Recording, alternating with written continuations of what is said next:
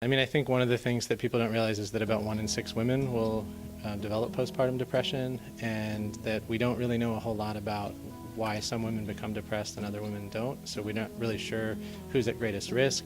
We know some factors, like if you've had depression in the past, that's a risk factor for having postpartum depression.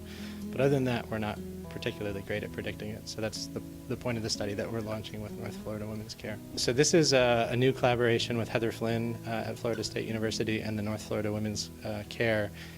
My research in the past has actually been in adolescents, so mostly adolescent girls who we know are also at increased risk for depression.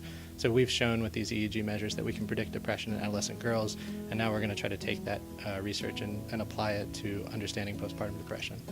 The idea is that we'll use brain measures recorded with EEG, which is a non-invasive, safe, easy way to record brain activity. It's like having an EKG.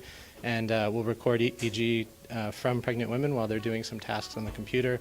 And then we can use that data to look at specific brain measures that we've shown relate to depression and risk. And so we're going to try to test that out to see if that can also be used to identify high-risk individuals for postpartum depression. I think if you were paying attention to your mood, if you were feeling depressed or down, most of the day, nearly every day for several days on end, you'd want to start to think about talking to someone.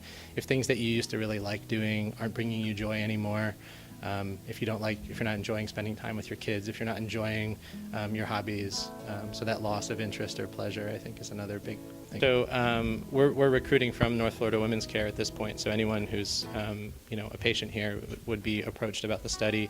We have other studies in my lab at Florida State University on adolescents, so 11 to 14-year-olds. We're running a study right now. If anybody would be interested in, I can provide some phone numbers and contact. But essentially, those are the two studies we have up and running now.